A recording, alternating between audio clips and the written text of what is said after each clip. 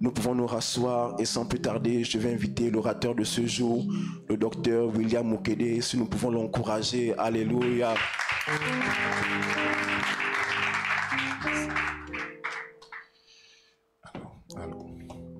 Bonjour à toutes et à tous. Merci au chantre. Merci pour votre service.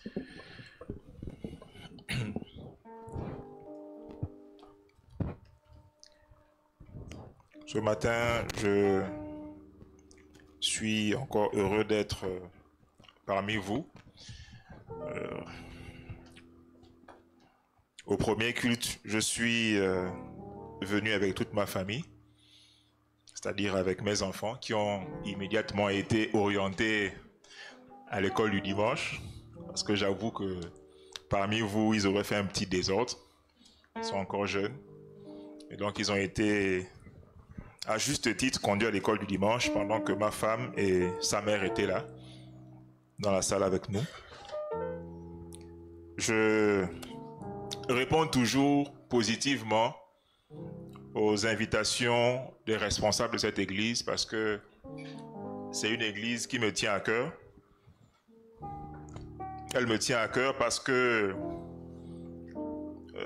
ses leaders, en l'occurrence le leader principal, le pasteur Paul, est un homme de Dieu que je connais et aussi qui me tient à cœur au nom de tout ce qu'on a vécu ensemble en tant que frères depuis le Sénégal et jusqu'ici.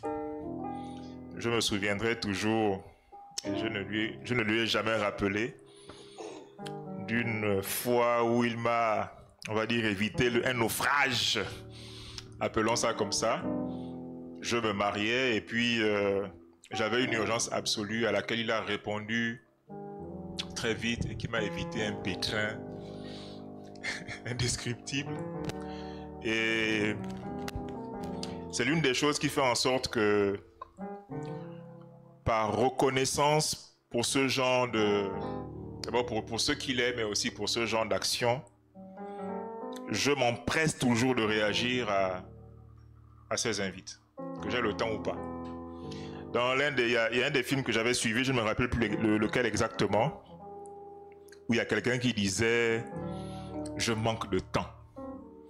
Et puis l'autre lui a répondu « Le temps, on en manque toujours ». Voilà pourquoi le temps, on ne l'a pas, mais on le trouve. Et quand il s'agit de votre église, le temps, je le trouve. Je le trouve toujours. Je suis heureux d'être là. Heureux aussi, d'autant plus que cette année, grand supporter de foot que je suis enfin champion d'Europe avec mon club de cœur, le Paris Saint-Germain. Mon club cette année est le meilleur club du monde. Les gens ont voulu discuter avec nous. Quand on a gagné la Champions League en battant l'Inter de Milan 5-0, on a acheté la coupe. Les supporters du Real ont commencé à dire que non, si nous avons affronté, en tout cas on a affronté le Real quelques semaines plus tard, et puis en 20 minutes, on menait déjà 3-0. Voilà, donc on a dû, avec la force que nous avons cette année, réapprendre à tout le monde à jouer au foot. Moi, j'exagère un peu.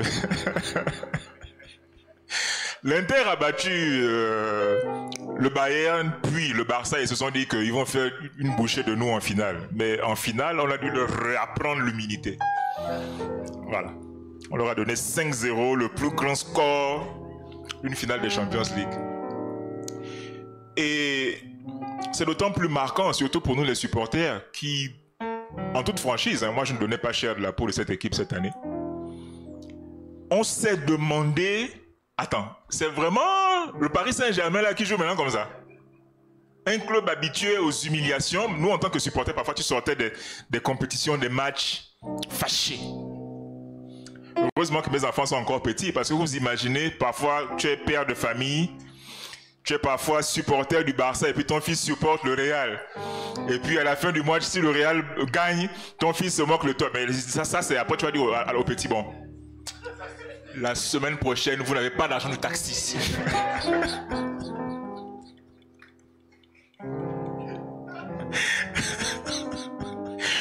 Et donc, je sortais souvent des éliminations du Paris Saint-Germain avec beaucoup de frustration pour une raison simple.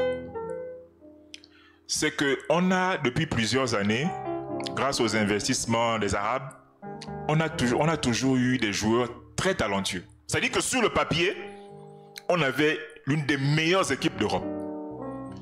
Mais on était toujours humiliés. Toujours. Parfois, on gagnait les matchs en poule facilement et quand on arrivait lors des matchs à enjeu, tout à coup, on était pris par ce que j'appelle la peur de gagner. Parce qu'il y a la peur de perdre, mais aussi la peur de gagner. Souvent, tu es là déjà, tu mènes 2-0, mais tu te dis non, c'est un peu trop beau. Moi, mener 2-0 et après on te rattrape, on te bat 3-2. Et c'était le cas du Paris Saint-Germain. Allô? Alors, la question c'est, qu'est-ce qui s'est passé pour que ce club défaitiste, tout le temps humilié, devienne une machine à gagner? La réponse, on la connaît tous. C'est le respect des exigences du haut niveau. Et cette année, l'année passée, on a recruté un coach vraiment qui fait dans la rigueur et dans la discipline et dans le respect du consigne du haut niveau. Mes frères, pour le haut niveau, pour atteindre les hautes statures, les hautes sphères, les hautes compétences, il faut s'imposer des règles et de la discipline. Et un homme de Dieu, un grand homme de Dieu l'avait déjà compris il y a 2000 ans. Cet homme de Dieu, c'est Paul. Et alors qu'il écrit la dernière lettre à son fils Timothée, il va lui sortir une phrase qui sera le centre de notre prédication de ce matin. Il va lui dire ceci. Timothée, mon fils, l'athlète ou le sportif de haut niveau n'est pas couronné s'il ne compétit pas selon les règles. On va donc lire le texte duquel est tiré cette, appelons ça révélation, ce principe qui est vieux comme le monde et qui réussit aux personnes qui se l'appliquent jusqu'à nos jours, dans 2 Timothée, la deuxième épître de Paul à Timothée, le chapitre 2, à partir du verset 1. On va lire ensemble. C'est Paul qui parle. Toi donc, mon enfant, fortifie-toi ou deviens puissant dans la grâce qui est en Jésus-Christ. Et ce que tu as entendu de moi en présence de beaucoup de témoins, confie-le à des hommes fidèles qui soient capables de l'enseigner aussi à d'autres. Souffre avec moi comme un bon soldat de Christ, car il n'est pas de soldat qui s'embarrasse des affaires de la vie s'il veut plaire à celui qui l'a enrôlé ou celui qui l'a embauché. Et, verset 5, notre phrase titre, « Et l'athlète n'est pas couronné s'il n'a pas combattu suivant les règles. Il faut que le laboureur travaille avant de recueillir les fruits. Comprends ce que je dis, car le Seigneur te donnera l'intelligence en toutes choses. Souviens-toi de Jésus-Christ, issu de la postérité de David, ressuscité des morts selon mon évangile, pour lequel je souffre jusqu'à être lié comme un malfaiteur. Mais la parole de Dieu n'est pas liée. Amen. C'est cette parole puissante, mais ô combien actuelle, de Paul à Timothée qui va nous intéresser ce matin. En fait, Paul est en train de dire à Timothée tout simplement que mon fils, certainement, puisque je m'en vais, tu vas vouloir me ressembler, tu vas vouloir avoir mon impact, mais je te le dis d'avance. L'athlète n'est pas couronné s'il ne compétit pas suivant les règles. Le sportif de haut niveau n'est pas couronné s'il ne compétit pas suivant les règles. Ou si vous voulez, le serviteur de Dieu n'est pas couronné s'il ne combat pas selon les règles. Ou si vous voulez, l'Église de Dieu n'est pas couronnée si elle ne compétit pas selon les règles. Alors, me connaissant depuis quelques années déjà, vous savez que j'ai souvent la manie des longs titres de messages. Et le titre du message de ce matin, bon, quelque part je l'ai déjà dit, c'est celui-ci. L'athlète de haut niveau n'est pas couronné s'il ne compétit pas selon les règles. 2 points. La trajectoire des serviteurs de Dieu équipés pour les temps de la fin. La trajectoire des serviteurs de Dieu équipés pour les temps de la fin. Alors, puisqu'il y a des règles pour avoir un impact au plus haut niveau, en fait, la lecture de la seconde épître de Paul à Timothée va nous donner quelques règles. Ce sera comme un survol. En fait, le message de ce matin sera comme l'occasion d'un survol de cette grande épître, cette épître profonde de Paul à Timothée. Et nous allons voir quelques règles que Paul donne à Timothée pour servir Dieu au plus haut niveau et être équipé pour servir dans les temps de la fin. Première règle, il y en a 6 que j'ai dénombrées. La première règle, c'est la règle des 3 C. C'est-à-dire une christologie pure, un christocentrisme assuré et une christodoxie passionnée. Christologie, vous savez déjà ce que c'est. C'est l'ensemble des vérités bibliques regroupées traitant de Christ. Le christocentrisme, c'est le fait de centrer son message, sa louange, sa prophétie et toute parole qu'on dit venir de Dieu sur Christ. Et enfin, la christodoxie, bon, c'est un mot qui n'existe pas, mais que j'ai créé à partir de Christos, Christ, et la doxa, la gloire.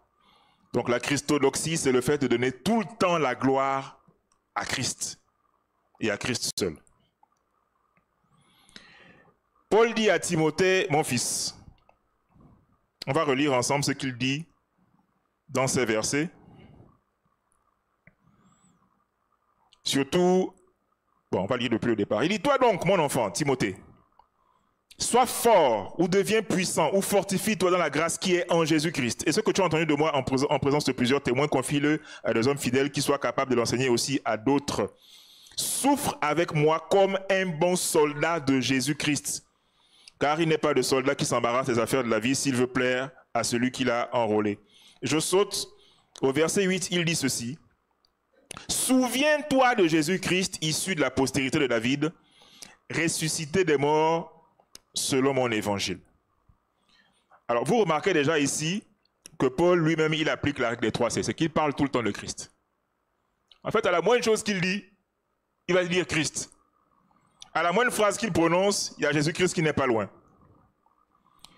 C'est ce qu'on appelle le christocentrisme assuré. C'est aussi ce qu'on pourrait appeler la christologie pure. Et le moyen par excellence de transmettre la christologie pure, c'est par ce qu'on appelle l'enseignement. L'enseignement. Alors, j'aimerais faire ce matin, je ne l'ai pas fait au premier culte, une petite parenthèse sur ce que c'est que l'enseignement. En fait, en partant des textes du Nouveau Testament, le mot enseignement a pour synonyme parfait, dans les textes grecs, le mot doctrine. L'enseignement, c'est dit en grec la didaskalia. Et l'enseignement aussi, c'est dit la didaskalia. Donc, tantôt, on peut traduire didaskalia par enseignement ou bien par doctrine. Donc, Paul est en train de dire ici à Timothée que la règle des 3 C se transmet par doctrine et par enseignement. Parce que l'enseignement est le mode de transmission de la volonté de Dieu de génération en génération. D'une génération à une autre, comment comprendre, comment connaître et comment analyser la volonté et le plan de Dieu, c'est d'abord à travers la connaissance de la doctrine. Quelle doctrine? La doctrine d'abord de Christ. Il va dire au verset 2, ceci. Et ce que tu as entendu de moi en présence de beaucoup de témoins. Donc ce qu'il a entendu de lui, c'est la doctrine. ou l'évangile de Christ, en présence de beaucoup de témoins, confie-le à des hommes fidèles qui soient capables de l'enseigner aussi à d'autres. Exercice pour nous ce matin. Il y a à combien de générations Paul s'adresse dans ce passage? Ceux qui étaient au premier culte ne répondaient pas. Je vous connais. Ici, il s'adresse à combien de générations d'auditeurs dans ce passage? Il dit à Timothée, ce que tu as entendu de moi en présence de beaucoup de témoins. Donc déjà, génération numéro 1, c'est Timothée. Parce qu'il a entendu de Paul des choses, de l'enseignement. Il dit, ce que toi tu as entendu de moi, confie-le à des hommes fidèles. Génération numéro 2, qu'il appelle les hommes fidèles. Il dit, ces hommes fidèles doivent être capables de l'enseigner aussi à d'autres. Enseigner quoi? Enseigner la doctrine. Plus précisément la doctrine de Christ. La doctrine de Christ, la christologie pure. De quelle façon? Avec un christocentrisme assumé et une christodoxie passionnée. Ça ne se transmet pas n'importe comment, ça se transmet par l'enseignement. C'est ce qu'il dit. Il dit qu'il soit capable de l'enseigner aussi à d'autres. Pour la deuxième génération, il disait, confie-le. On confie comment? On confie aussi par l'enseignement. Maintenant, c'est quoi l'une des subtilités que je vais relever ici? C'est que nous devons faire attention à cette consigne de Paul, parce que parfois il nous arrive de confondre l'exhortation et l'enseignement. Ce que je remarque, c'est que de plus en plus, à cause des besoins de l'Église, nous mettons souvent un focus sur l'exhortation, qu'on peut aussi appeler l'encouragement, au détriment de l'enseignement. Or, la doctrine de Christ se transmet par l'enseignement. Est-ce qu'on se suit? Ce que Paul dit ici est subtil, mais c'est ça qu'il faut comprendre. Il dit à Timothée, relisons pour que ça se fixe bien. Peut-être que parfois ça nous échappe parce qu'on peut faire une lecture rapide.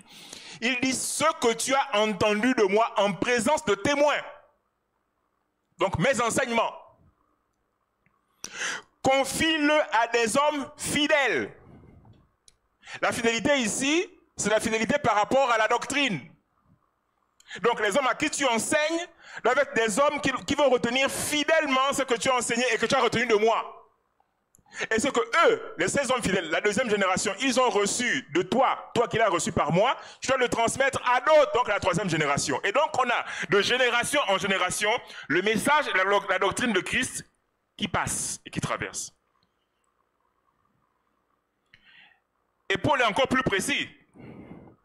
En fait, pour lui, ça doit rester la même chose.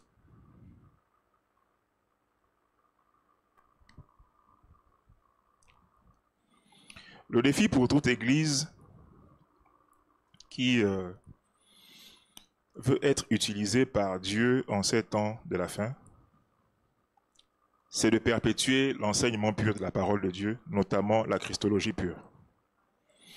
Paul lui-même fut un apôtre porté vers les 3 C qu'il enseigne à Timothée d'une façon que certains considéraient parfois comme excessive. Paul ramenait tout à Christ. En Éphésiens 5, Paul parle de mariage.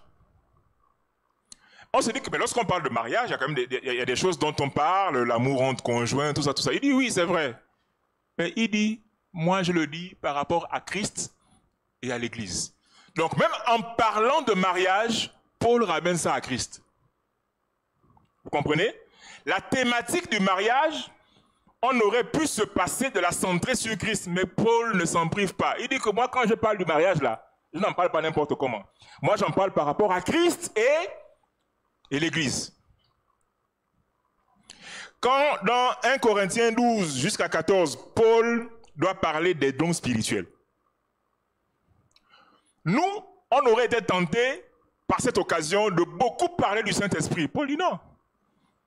Paul dit que les dons spirituels, il dit, nul ne peut dire que Jésus est Seigneur si ce n'est par le Saint-Esprit.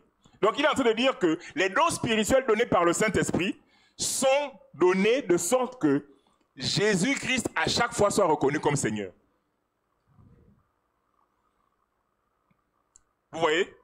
Donc même pour les choses qu'on pourrait déconnecter de certains concepts, lui rattache ça directement à Christ. Toujours.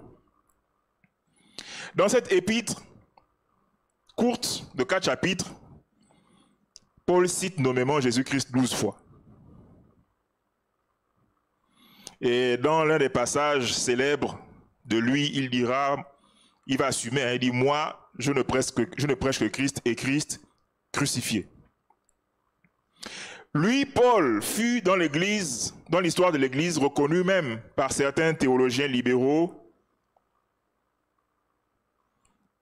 comme le fondateur du christianisme. Certains disent que c'est Paul qui a fondé le christianisme, ce n'est pas Jésus. Pourquoi? Parce qu'en lisant Paul, il y a une constance par rapport à la fête de Christ là. On pense même qu'il exagère un peu, parce qu'on ne peut pas tout ramener à Christ. Mais pourtant, Paul dit que moi j'assume. Moi, je ne prêche que Christ et Christ crucifié. Alors toi, Timothée, mon fils, celui qui t'a enrôlé, c'est Jésus-Christ. Et si tu veux le plaire à lui qui t'a enrôlé, ne t'embarrasse pas de beaucoup de choses. Parle le Christ. Les affaires de la vie. C'est vrai que, et quand je le dis, je ne suis pas en train de dire qu'on doit fermer les yeux sur tout ce qui nous arrive. Non, ce n'est pas ce que je dis. Mais ne t'en embarrasse pas. Parce qu'il faut que tu plaises à celui qui t'a enrôlé.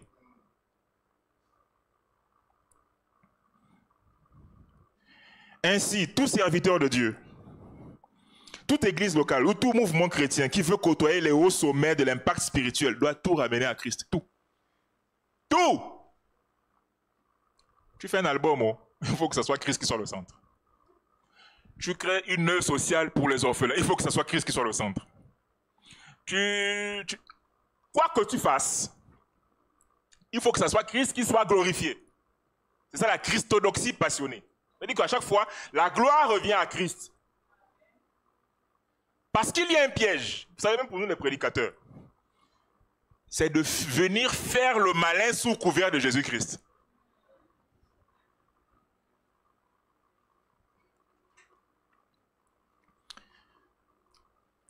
Et il va plus loin. Paul dit quelque chose d'étrange à Timothée. Au verset 8. Il dit à Timothée, Timothée qui est déjà serviteur de Dieu, qui est déjà délégué apostolique de Paul auprès des églises créées. Il va lui dire, souviens-toi de Jésus-Christ, issu de la postérité de David, ressuscité des morts selon mon évangile. Mais Timothée, s'il ne comprend pas bien ce qu'il dit ici, il peut même se dire que, mais attends, mais Père Paul, quand même, je sais tout ça. Ça, c'est des vérités élémentaires que tu me rappelles. Ne me ramène pas à ce niveau-là.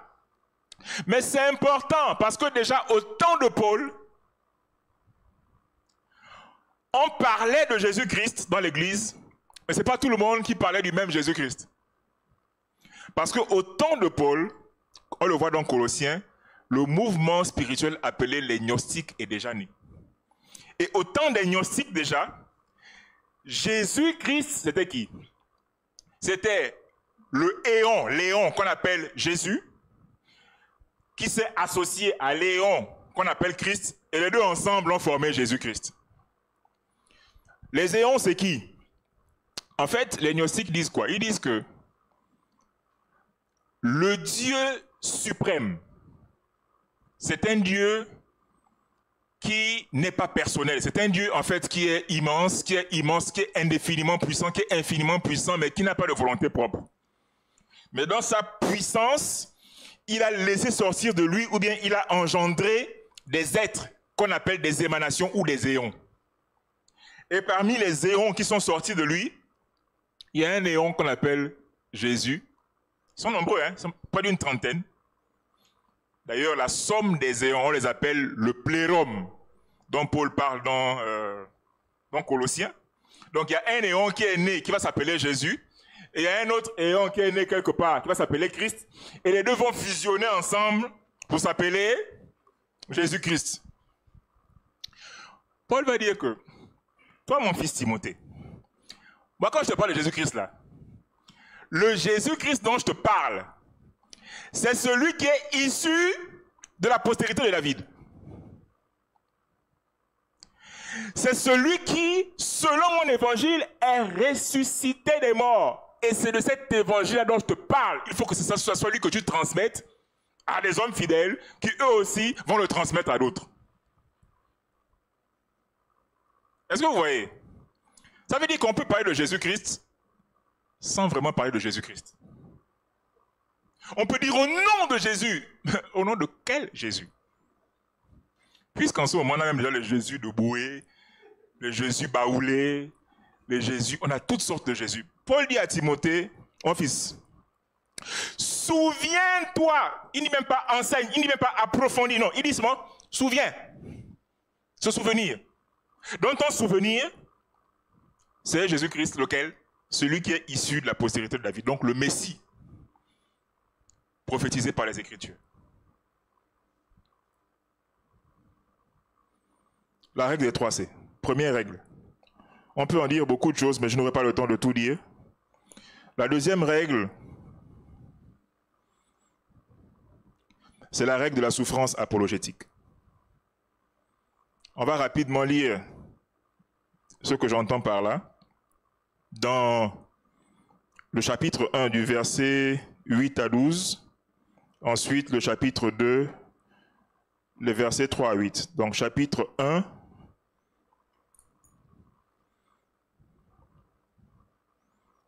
versets 8 à 12.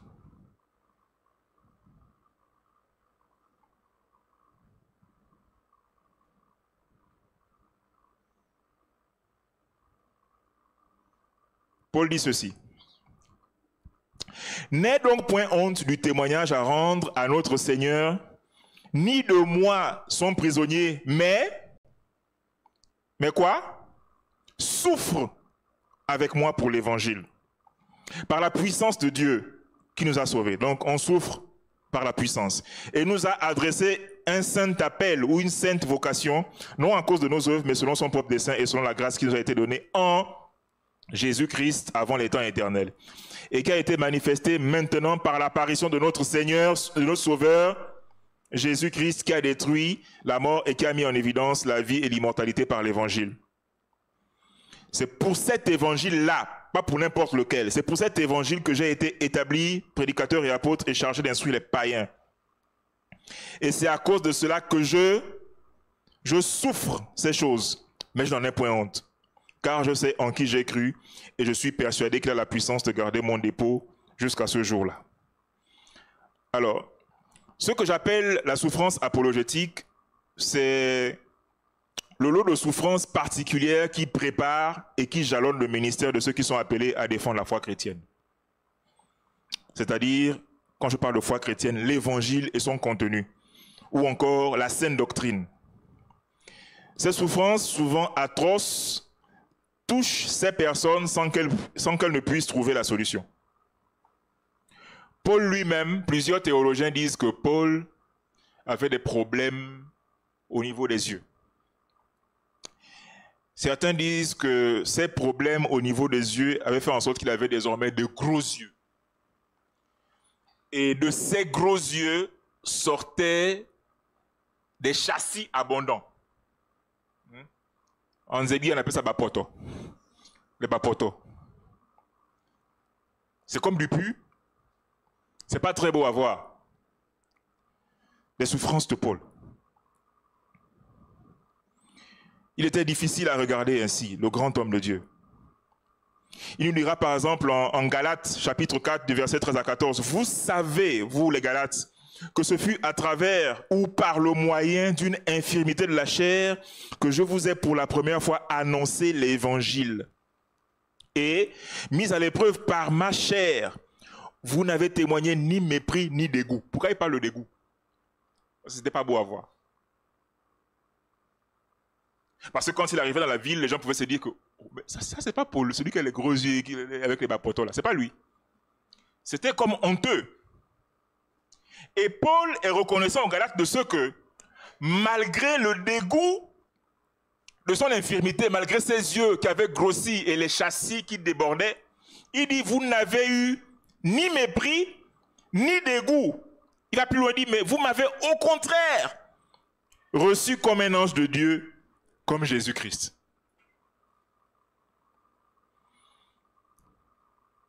Et avec de telles souffrances, lui qui avait pourtant un ministère de guérison extraordinaire, qui guérissait des foules, il guérissait tout le monde, sauf lui-même.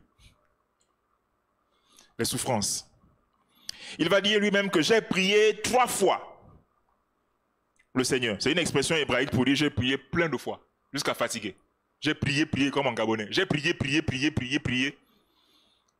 Et puis Dieu m'a dit que ma grâce te suffit. Je ne t'exauce pas. Pourquoi? Il dit, car ma puissance en toi se perfectionne dans la maladie. En d'autres mots, la puissance de guérison que tu déploies lorsque tu guéris les autres, cette puissance-là se perfectionne quand toi-même tu es malade.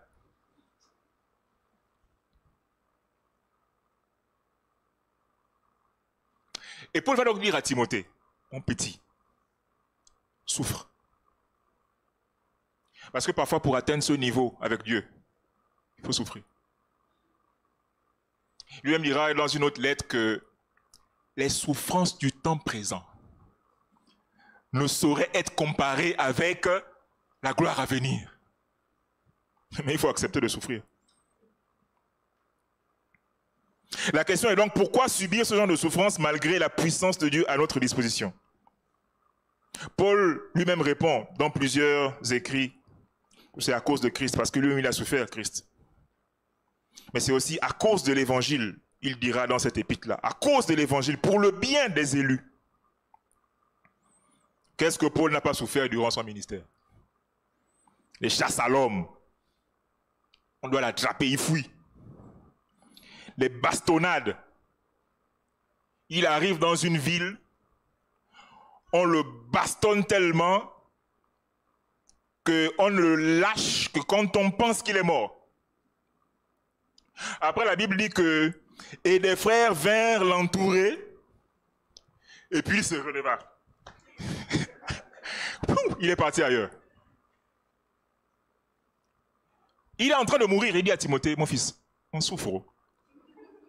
Souffre avec moi. Souffre. » Les injures des serviteurs de Dieu ignorants et insignifiants qui se faisaient appeler les hyper excellents apôtres ou apôtres par excellence. Des gens qui considéraient que, par exemple à Corinthe, des gens qui disaient que mais lui, ses lettres sont fortes. Mais quand il est là en présence, quand il est en présentiel, il est faible. Et certains d'entre eux se sont même fait appeler hyper excellents ou apôtres par excellence. Comme pour dire que les Paul, les Pierre, ce sont des apôtres, des simples apôtres. Mais nous sommes les hyper excellents apôtres. Paul crée une église qu'il bâtit, ensuite il va ailleurs et derrière lui, des serviteurs de Dieu se présentent pour dire que nous sommes les hyper excellents apôtres. Ce que Paul vous a dit, ça ne compte pas. C'est ce que nous on enseigne qui compte. Et donc de temps en temps, Paul est obligé de revenir sur certains points qu'il a enseignés au départ. Parce que les hyper excellents apôtres sont déjà passés par là. Ah, mon fils, souffre. On souffre. La trahison et l'abandon de plusieurs de ses proches collaborateurs. Les complots contre sa vie par les faux frères. Et donc, se sachant proche de la mort, il va dire à son fils Timothée, souffre avec moi, ou souffre comme moi. Et il ne suffisait pas de le dire parce que, effectivement, Timothée lui-même va goûter aux souffrances de Paul.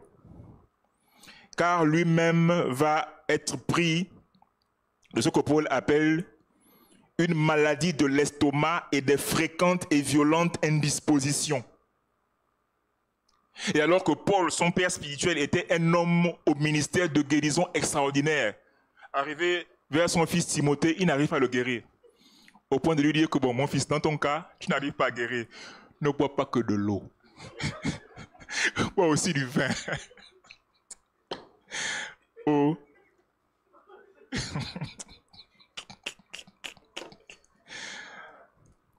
On vit des choses bizarres, hein? Paul arrive sur une île alors que le bateau a échoué. Il arrive là-bas, la Bible dit qu'on lui apporta tous les malades de l'île et il les guérit tous. Mais son propre fils, Timothée, tombe malade. Il lui dit, mon fils, dans ton cas, bois un peu de vin. Et ça va pas te guérir, ça va te soulager. Ça va te soulager. Ce genre de combats étranges sont souvent l'apanage des vaillants soldats de la défense de l'Évangile. Maintenant, des combats inexplicables contre des mots qui pourtant semblent simples, des mots d'estomac. Qu'y a-t-il de plus simple? Mais pour eux, tout devient compliqué. Charles Haddon Spurgeon, le grand prédicateur anglais vivant dans les années 1800, qu'on avait surnommé le prince des prédicateurs, racontait ses multiples maladies malgré son incroyable succès dans le ministère. Il souffrait à la fois de dépression, de la goutte et d'une maladie rénale chronique appelée la maladie de Bright. On raconte que parfois il devait arrêter le ministère durant une bonne période de l'année car il ne pouvait pas quitter le lit. C'est ce que Paul dit à Timothée. Mon petit, souffre avec moi. Et il dit, moi quand je souffre, je n'en ai même pas honte. C'est pas si on mesure ce que Paul dit. Je le redis en expliquant. Paul, comme je l'ai déjà dit, à un moment avait de gros yeux avec des châssis qui sortaient de là. Donc, normalement, il aurait dû être amoindri ou attristé par le regard des gens qui le voyaient arriver avec ses gros yeux et les châssis. Il dit, moi je souffle là, mais je n'en ai même pas honte. Et Timothée, je suis en train de mourir, souffre avec moi. Satan, voyant les dommages que ce genre de serviteurs de Dieu vont infliger à son royaume par l'évangile, est souvent obligé d'aller implorer Dieu de le laisser éprouver certains serviteurs d'une façon atroce. Car, dit-il, ils vont te renier. D'où viens-tu? Moi, je viens de la terre et de m'y promener. As-tu remarqué mon serviteur Job? Oh, touche-le, il va te renier.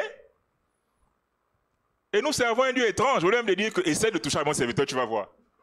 Il dit, mais touche, fais. Et Satan ne s'en privera jamais. Parce que quand il peut te toucher, il te touche. Il te touche sérieusement. Et Dieu qui est dans la préscience, qui est dans la science de la science, va dire que tu peux tout toucher, mais ne touche pas seulement sa vie. Dieu savait que Satan, étant cruel, va même tuer ses enfants. Et il ne s'en prive pas. Il y a une fête qui se fait là-bas, il les tue tous dans la même fête. Il tue tout le troupeau. Après, il repart au ciel pour dire, mais je sens que je ne suis pas loin, il faut que je touche encore un peu plus. Dieu va dire, touche, sauve sa vie. Et ensuite, une gale va gagner tout le corps. Et il devait se gratter avec des tessons. C'est-à-dire qu'il y a déjà des pustules qui poussent. Ça fait tellement gratter. À un moment, tu hésites en te disant que si tu touches trop, ça va éclater, ça va se blesser. Mais ça, c'était insupportable. Donc, il était obligé de crever à chaque fois. Et ça fait des plaies sur tout le corps. Ça, c'est le Dieu que nous servons. Parfois, nous pensons que le christianisme, là, on est des champions faciles. Non. Non. C'est le Dieu que tu sers avec zèle, pour lequel tu te sanctifies avant le mariage. C'est lui qui va dire à Satan que vas-y, touche là. C'est lui.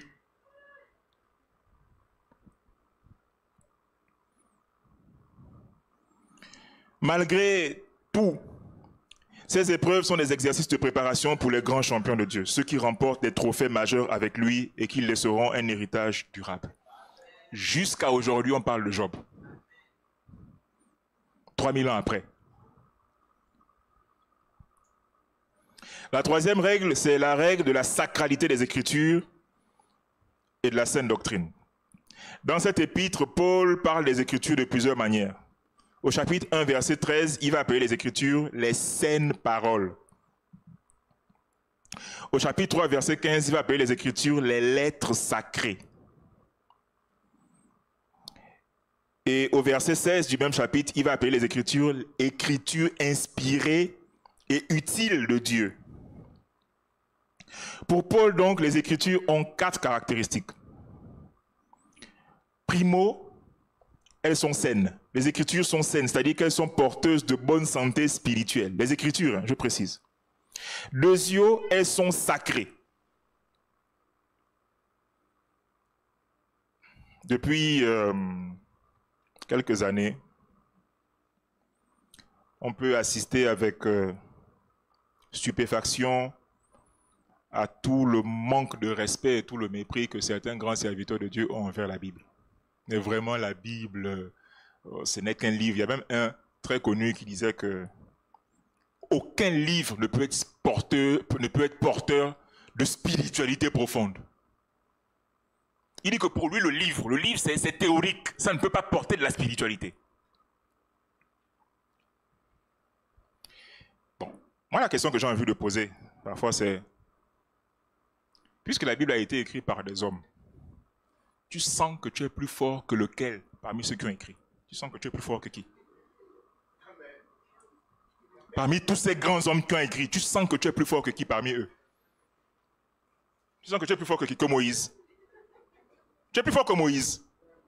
Moïse, la Bible dit que Moïse, quand Dieu voulait lui parler, pas comme nous là, parfois on dit, Dieu, je vais entendre ta voix. Dieu descendait pour parler à Moïse, il se voyait face à face. Toi, tu vis ça?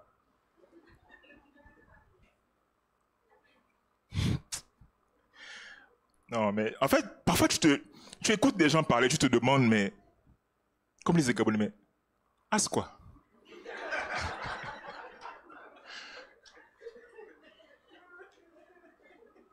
Ou, mon frère, tu n'es même pas plus fort que Luc.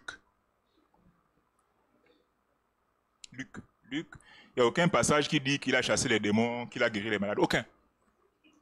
Pourtant, Luc est le père de tous les mouvements pentecôtistes actuels. Pourquoi? Parce que quand vous lisez l'histoire des mouvements de réveil de Pentecôte, presque tous, en voulant acquérir la puissance de l'esprit, ont étudié Actes. Et Actes, c'est quoi? Luc même, il explique. Il dit, plusieurs ayant entrepris de faire des récits. Actes, ce sont des récits. C'est-à-dire que, c'est quoi la fonction de Luc en réalité? Son rôle, c'était quoi? Luc était comme une sorte d'archiviste, ou bien d'historiographe. Il est spécialiste chercheur en histoire de l'Église. Et son travail de recherche qu'on appelle Actes a été le livre qui a servi pour les mouvements de réveil pentecôtiste. Ça veut donc dire qu'au moment où tu te vantes, il est le père spirituel du mouvement auquel tu appartiens. Et toi, tu dis que de la Bible, est-ce que de la Bible, il y a quel spirituel? Mon frère, calme-toi. Et souvent, tu es déçu parce que les hommes de Dieu qui parlent comme ça, souvent, sont quand même d'une certaine stature. Ils n'ont même pas l'honnêteté intellectuelle de se poser ces questions basiques-là. Mais c'est vrai que je parle comme ça, mais est-ce que je suis plus fort que Luc? Luc qui, dans notre langage actuel, n'a même pas l'onction.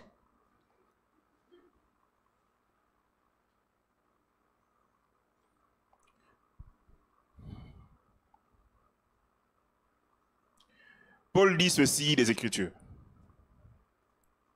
Il dit qu'elles sont sacrées en deuxième, mais il dit aussi qu'elles sont inspirées. Le mot grec traduit par inspiré est théopneustos. Et c'est un mot étrange parce que il a été utilisé une seule fois dans toute la Bible, que ce soit dans l'Ancien comme le Nouveau Testament. Parce que même l'Ancien Testament avait été traduit en grec. Même dans le grec de l'Ancien Testament, le mot théopneustos n'existe pas. Et certains traducteurs français ont traduit ça par inspiré, mais c'est pas la bonne, c'est pas que c'est pas la bonne, mais c'est pas très précis. Parce que théopneustos veut quasiment dire l'inverse de ce qu'on dit quand on dit inspiré. C'est le contraire. Toute écriture est expirée de Dieu. C'est-à-dire que l'écriture, c'est quoi? C'est le fruit de l'expiration de la volonté et des plans de Dieu qu'il a mis par écrit. Comprenez? Donc les Écritures, ce n'est pas nos égaux. Ceux qui ont écrit non seulement étaient des hommes spirituels forts, mais en termes de garantie, en termes de fiabilité, on est dans le divin. Et théopneustos, c'est la contraction de deux mots. Théo comme théos qui veut dire Dieu, pneustos, dérivant de pneuma qui veut dire esprit. Donc en fait, si on voulait traduire ça en français un peu tordu, on dirait que les Écritures sont saint-espritiques.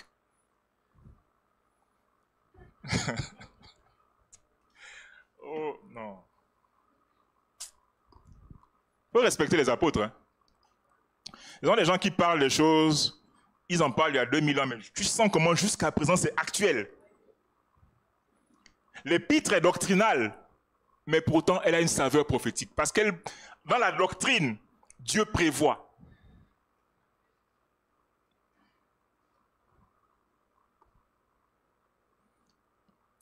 Certes, la Bible dit que, mais moi l'Esprit me dit que.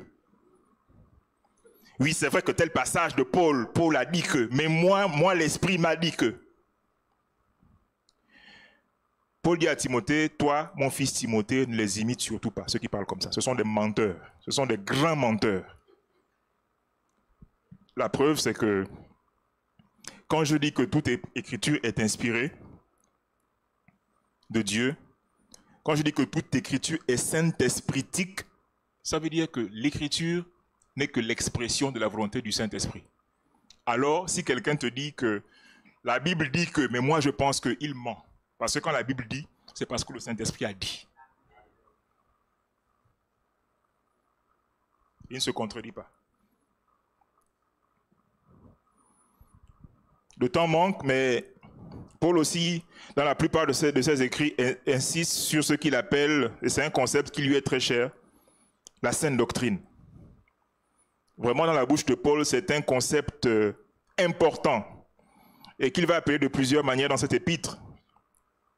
Il va dire, Timothée, mon fils, pour que tu sois un champion de la foi, comme moi, ton père, il faut que tu suives ce qu'il appelle le modèle des saines paroles. Donc pour Paul, la doctrine, c'est quoi? C'est le modèle des saines paroles. Dans le chapitre 1, verset 13.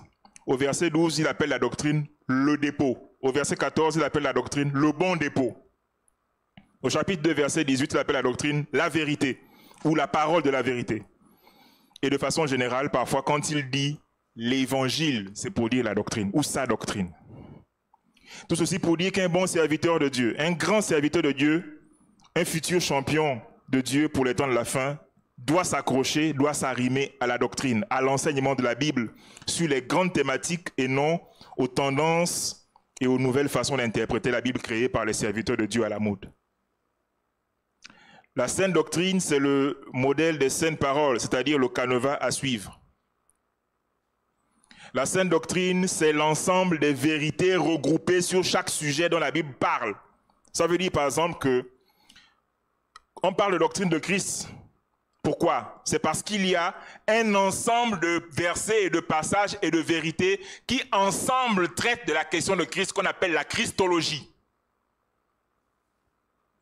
On parle de la doctrine de l'Esprit de Dieu qu'on appelle aussi la pneumatologie. Qu'est-ce que c'est? C'est l'ensemble des vérités bibliques sur la personne et l'œuvre du Saint-Esprit qu'on va appeler la pneumatologie, qui doit être tirée des Écritures. Il y a aussi une doctrine sur le salut et ses effets qu'on appelle la sotériologie, c'est-à-dire l'ensemble des passages bibliques qui traitent de la question du salut en Jésus-Christ. Il y a aussi une doctrine sur les temps de la fin qu'on appelle l'eschatologie, c'est-à-dire l'ensemble des versets bibliques qui traitent précisément de la question de la fin des temps. Paul dit à Timothée, retiens dans la foi le modèle des saintes paroles. Donc sur Christ, il y a un modèle des saintes paroles qu'on peut enseigner aux gens. On n'enseigne pas n'importe quoi sur Christ. Retiens le modèle. Il y a un modèle. Il y a ce que les anglophones appellent un template. Un modèle, déjà un formulaire déjà préfait sur Christ. Sur ce qu'il convient de dire aux saints sur Christ. Et sur ce qu'il ne faut pas dire sur Christ.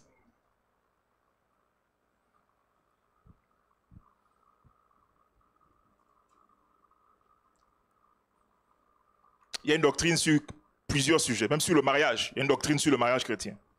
Il y a une doctrine sur les ministères chrétiens.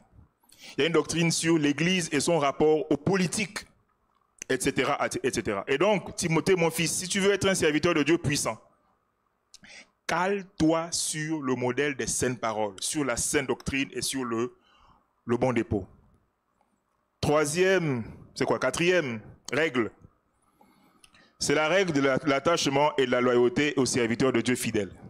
Bon, je sens que je suis en train de prendre beaucoup de temps, je vais donc aller en vitesse. Paul va parler ainsi, toujours dans 2 Timothée, le chapitre 1, du verset 14 au verset 18. Il va dire ceci. Verset 14. Voilà. Timothée, mon fils, garde le bon dépôt par le Saint-Esprit qui habite en nous. Bon, donc déjà ici, par ce verset, on voit déjà que le bon dépôt, là, la doctrine, c'est par le Saint-Esprit qu'on la garde. Et donc, le Saint-Esprit est pour la doctrine. C'est lui qui la fait garder. C'est lui qui la garde en toi, qui la sécurise en toi. Il dit, pourquoi tu dois la garder? Tu sais que tous ceux qui sont en Asie m'ont abandonné, entre autres Phygèle et Hermogène. Mais que le Seigneur répande sa miséricorde sur la maison d'Onésiphore, car lui, il m'a souvent consolé et il n'a pas eu honte de mes chaînes. Au contraire, lorsqu'il est venu à Rome, je ne sais pas si on réalise, il est allé à Rome, là-bas on cherchait à tuer les chrétiens, mais lui il dit que moi je vais aller à Rome, il faut absolument que je rencontre Paul. Il dit, il m'a cherché avec beaucoup d'empressement, il m'a trouvé. Que le Seigneur lui donne d'obtenir miséricorde auprès du Seigneur en ce jour-là. Tu sais mieux que personne combien de services il m'a rendu à Éphèse. En fait, Paul est en train de dire ici à Timothée, il faut que tu copies les gens qui s'attachent aux serviteurs fidèles et loyaux de Dieu. Tu ne dois t'accrocher qu'aux gens sur lesquels tu vois que lui là, il est vraiment, il est calé sur les Écritures. Quoi qu'on dise, on peut tout lui reprocher, mais par rapport à ce que la Bible enseigne, autant que faire se peut, malgré les faiblesses et les défauts, il s'accroche toujours à l'autre. C'est ceux-là que tu dois imiter, tu dois coller. Ne copie pas Hermogène et Phygèle. Eux, ils sont en Asie, ils m'ont abandonné. On a l'impression, peut-être que le texte ne le lit pas, c'est peut-être une hypothèse, dans le cas de ces deux-là, que Paul était tellement dans son christocentrisme, dans sa christologie, dans sa christodoxie, que les gars pensaient que non, Paul, il exagère un peu trop. Et donc, ils l'ont abandonné. Il exagère. Et c'est pas faux, hein. Vous savez que même Jésus lui-même, non? À un moment, les disciples vont dire, mais tes paroles là sont trop dures. Qui peut les écouter? La Bible dit, et à partir de ce moment, plusieurs l'abandonnèrent. À cause des paroles. Donc il est en train de dire ici en d'autres termes que Timothée, par rapport à moi ton père, surtout n'imite pas Phygèle et Hermogène. Mais par contre, imite Onésiphore. Tu as vu Onésiphore, ce qu'il a fait? Tu peux compter tous les services qu'il nous a rendus à toi et à moi depuis Éphèse. Tu as vu comment je suis à Rome, emprisonné. Rome, la ville la plus dangereuse pour les chrétiens. Malgré tout, Onésiphore m'a cherché avec beaucoup d'empressement. Il m'a trouvé. L'histoire raconte que Paul est déjà à Rome. Il est dans une maison. On peut le visiter, c'est vrai, mais il est enchaîné. Il a des chaînes. Malgré ça, Onésiphore n'a pas hésité à me chercher, à me trouver là-bas. Il dit, mon petit, il faut imiter Onésiphore. La fidélité. La cinquième et avant-dernière règle, pour le serviteur de Dieu équipé et prêt à remporter des trophées avec Christ, c'est la règle de l'eschatologie, du faux prophétique et du comportement humain. On va lire un seul texte. Je regarde le temps. Oh, on a encore un peu de temps. Ou bien, pasteur, on peut m'accorder au moins 10 minutes, non? Ah, donc je me presse là, pourquoi? Ok, donc on va lire 2 Timothée 3, du verset 1 au verset 5.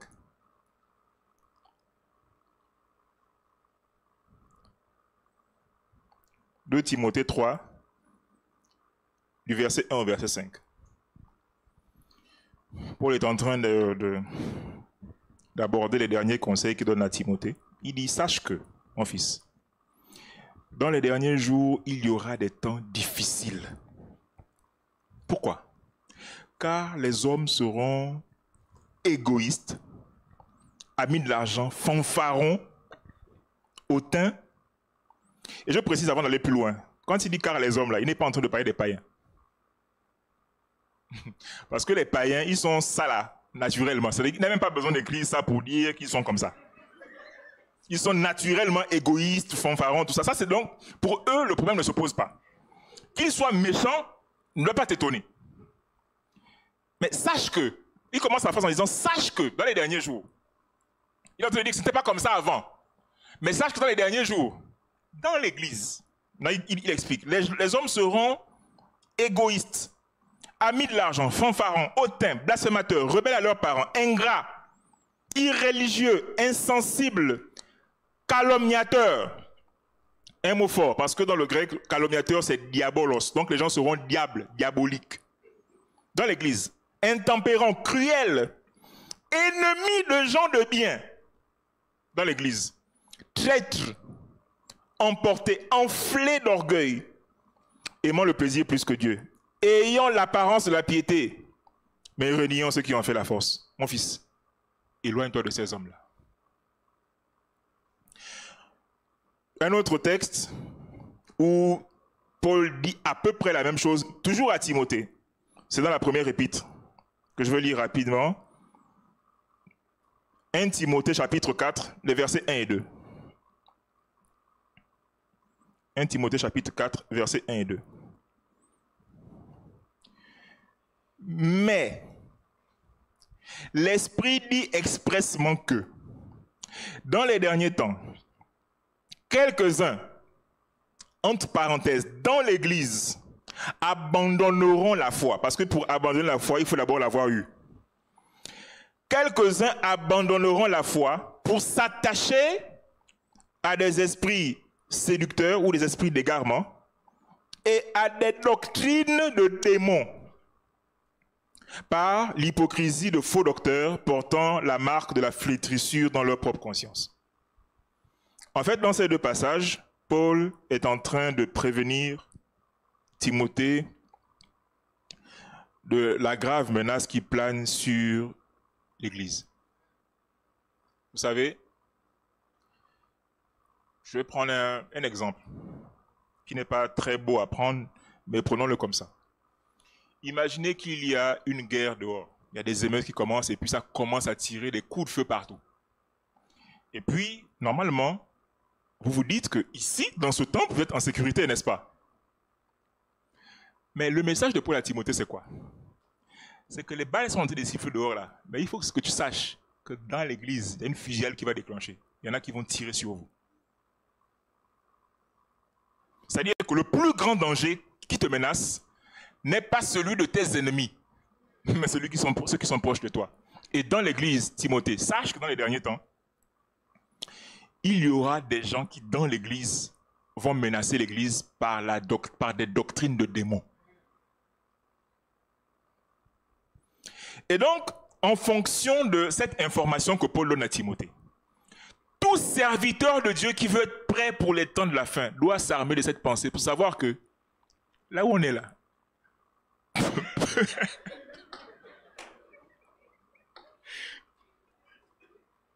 là où on est là,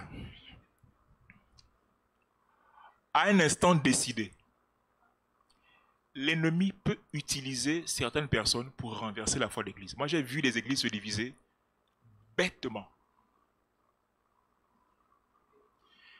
Et donc, eschatologiquement, prophétiquement parlant, Timothée, sache que dans les temps de la fin, ça va se passer comme ça. Et donc, tu dois être prêt si tu veux accompagner les saints vers le retour de Jésus. C'est ce qu'il dit. Et il dit que ce sont les enseignements en vérité qui vont le faire. Ces enseignements-là ne viennent pas de n'importe où. Ce seront des enseignements préparés par des démons. Au premier culte, j'ai raconté, il y a quelques années, j'étais plus jeune, il y avait il se faisait appeler évangéliste, je crois, il vient de RDC, Bakanji Kamwana Kuba.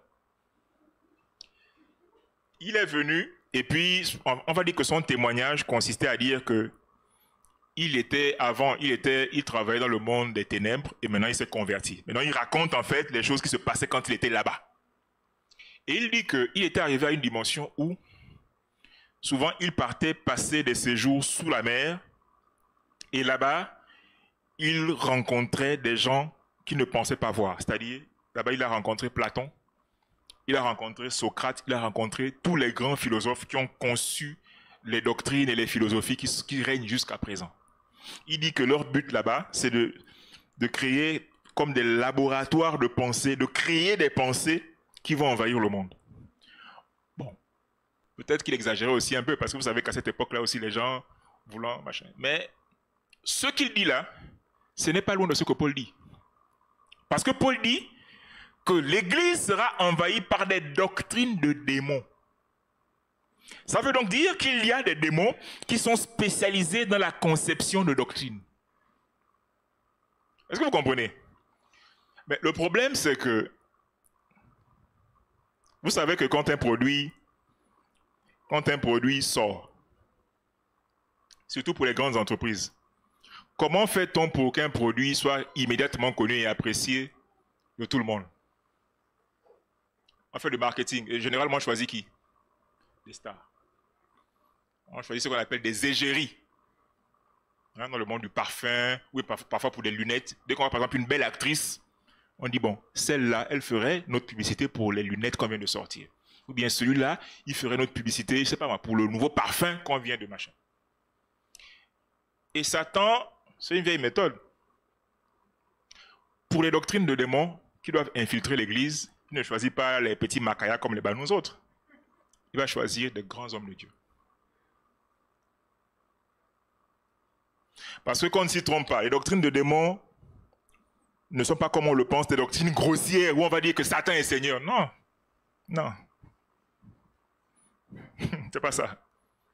Dans l'Église, il y a des doctrines qui sont élaborées pour qu'elles pénètrent spécifiquement les églises, même les plus fidèles, de sorte qu'elles soient subtiles pour que ce ne soit pas facilement perceptible. Et de sorte que si jamais quelqu'un s'en rend compte, on va même dire, oh, toi aussi tu exagères un peu trop, tu exagères. C'est Jésus qui est glorifié là. Mais non, ce n'est pas Jésus. Ce n'est pas Jésus. Est-ce que vous suivez? C'est la menace contre laquelle Paul veut prémunir non seulement Timothée, mais surtout pour nous tous qui sommes parvenus à la fin des temps et qui voulons conserver nos églises pures et sans reproche devant le Seigneur. La dernière règle, c'est la règle de ce que j'appelle la persistance obstinée au milieu d'une église abonnée aux sucreries évangéliques. Alors, lorsque je dis ça comme ça peut sembler provocateur, ça peut sembler exagéré. Pourtant, c'est Paul lui-même qui en parle lorsqu'il termine sa lettre à son fils. On va lire ça rapidement de Timothée, chapitre 4, à partir du verset 1. Il dit, c'est Paul qui parle. Là, vraiment, c'est la partie la plus solennelle de la lettre. C'est les derniers mots qu'il écrit. Peut-être même que, alors qu'il demande à Timothée de venir le rejoindre, peut-être que Timothée ne le trouvera pas vivant. Donc, il lui dit déjà, Timothée, mon fils, je t'en conjure devant Dieu et devant Jésus-Christ, qui doit juger les vivants et les morts, au nom de son apparition et de son royaume. Prêche la parole. Insiste en toute occasion, favorable ou non. Que les gens soient contents ou fâchés. Insiste, reprend, censure, exhorte, mais avec toute douceur et en instruisant. Pourquoi? Car il viendra un temps où les hommes, entre parenthèses, dans l'Église, parce que c'est de ça qu'il s'agit, ne supporteront plus, quoi?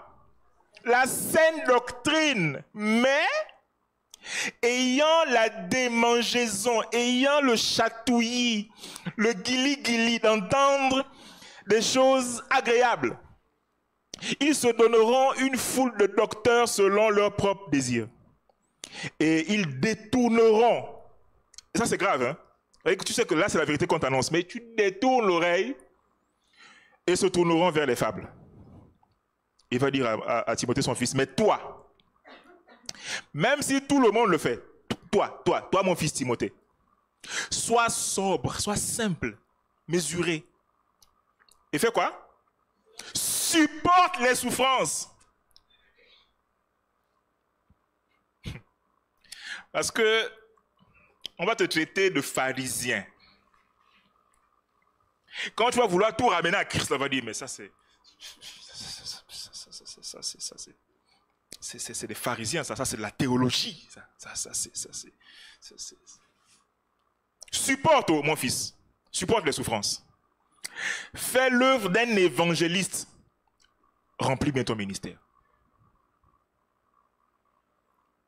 C'est la règle de l'insistance obstinée. Paul va dire que je suis en train de mourir, mais je sens que même déjà toi, quand tu vas rester, tu vas voir les choses. Les gens ne supporteront plus la sainte doctrine. Mais insiste, même s'ils se fâchent, même si on te chasse, insiste. Si on t'accueille, c'est bien. Si on te chasse, c'est aussi bien. Favorable ou non, tu insistes. Ramène-toi à Christ. La règle des 3 C. Ne fais pas comme certains. Ne sois pas tenté de te faire une sorte de gloriole sur le dos du nom de Jésus-Christ. Non. Glorifie Christ. Et il commence cette partie en disant, je te conjure devant Dieu et devant Jésus. C'est-à-dire que là, il invoque le tribunal suprême pour dire, mon fils, ce que je te dis là, les témoins sont solennels. Ils sont là-bas, ils sont assis. Là, ce n'est pas nos juges, oh non, la tour de Pise, oh non. Non, là, c'est eux-mêmes. Je te conjure, je te convoque devant eux. Prêche. Oh. Même quand Timothée lui la lettre, il se dit, mais le boss là, il exagère. Insiste. Et souvent, ce conseil peut être mal pris parce qu'on peut se dire que c'est de l'affront. Non, Paul explique dans plusieurs passages que c'est pour le bien des élus. Paul avait déjà dit que même, vous savez, parfois on ne sait même pas ce qu'on veut.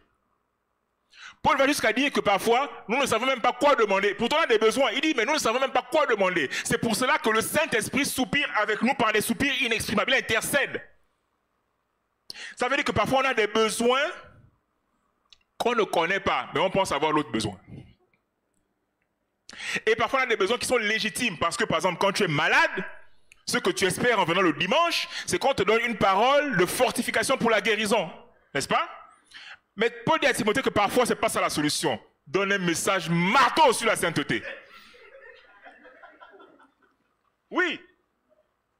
Il dit, insiste. Pourquoi? Parce que même parfois, quand tu es malade, parfois la solution n'est pas dans la parole de guérison. Ça peut être dans le rappel du pardon. Parce que peut-être que tu es malade parce que tu as un problème de pardon. Peut-être parce que peut-être que tu as un problème de dépression parce que tu as un problème de foi. Peut-être que tu as un problème de... Tu te sous-estimes. Toi, tu as besoin d'accuser quelqu'un de ce qui t'arrive. Dieu te dit non, là-bas n'est même pas le problème.